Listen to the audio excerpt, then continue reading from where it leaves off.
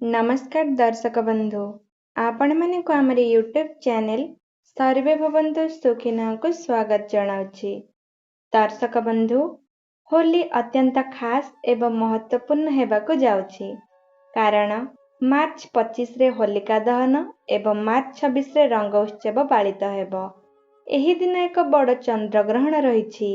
जेउ माने तंत्र मंत्र करंती तांको पई एही ग्रहण अत्यंत लाभदायक हेबो। हिंदू पांजी अनुजाई फाल्गुन पूर्णिमा को होलिका दहन एवं आगामी दिन को होली पालन करा जाए। एथिर होलिका दहन मार्च 25 रे एवं होली मार्च 26 रे हेबो। होलिका दहन पई शुभ मुहूर्त विलंबित रात्रि 11 रु 12:17 पर्यंत रहिबो।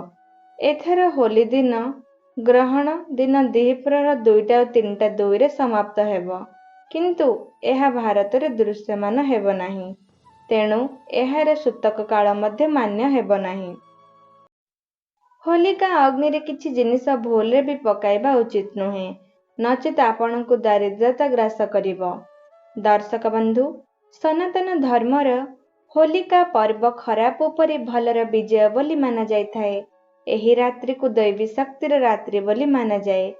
होलीर रात्रि को सिद्धि रात्रि कुहा जाए, जेउ दिन आपण निजर समस्त समस्या दूर करि परिबे। एही दिन उभय नकारात्मक एवं सकारात्मक शक्ति खूब एक्टिव रुहंती। लोके एही दिन सिद्धि प्राप्त पई अनेक उपाय करिथांती। दर्शक बंधु आज मु आपण मानकु एही वीडियो माध्यम रे किछि खास उपाय कहिबी।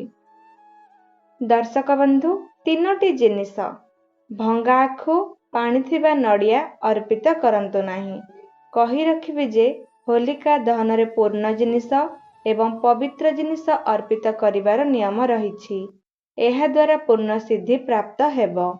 तेणु आखु आनिबा बेले ध्यान देबे जेपरि ताहा भंगा होई नथिबो एवं सेथिरे सबुज पत्र मध्य थिबो। होलिका अग्नि रे सर्वदा सुखिला नडिया अर्पित करिबा उचित। एहा द्वारा होलिका माता प्रसन्न हुअंती। किंतु अर्पित करिबा आगरु सेही सुखिला नडिया रे पूरा परिवार लोकंक स्पर्श कराई नियंतु। जदि आपनक जीवन रे चिंता समस्या रहिछि तेबे सुखिला नडिया सहित सोरिष तेल लगाई अल्प कला तिल सहित होलिका अग्नि रे अर्पित करंतु। एहा द्वारा होलिका माता आपनकर सबु चिंता हरण करिनेबे। होलिका अग्नि रे निश्चित भाबरे कोनोसी शस्य अर्पित करंतु। एहा द्वारा आपनक घरे केबे भी अन्नर अभाव हेबो नाही।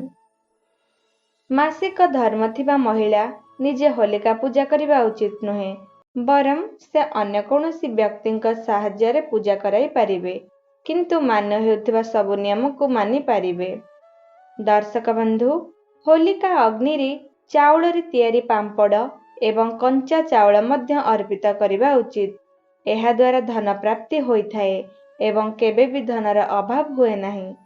होलिका मातांकु भुजिया अर्पण करिया पूर्वरु ताहाकु ऐंठा करंतु नाही, बरम पूजा लागि सारिबा परे निज परिवार लोकंक सहित प्रसाद आकार रे ग्रहण करि परिबे। मने रखिबे जे मातांकु भुजिया लगाइबा परे कन्याको भुजिया खाइबाकु दियंतु एवं दक्षिणा मध्य दियंतु।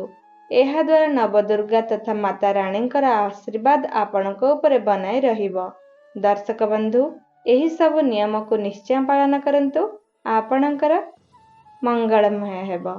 आशा करुछि आपण मानक मोर एही भिडियोटी निश्चय पसंद आसीथिबो। पसंद आसीथिले आम चैनल को लाइक शेयर सब्सक्राइब निश्चय करिवे। धन्यवाद।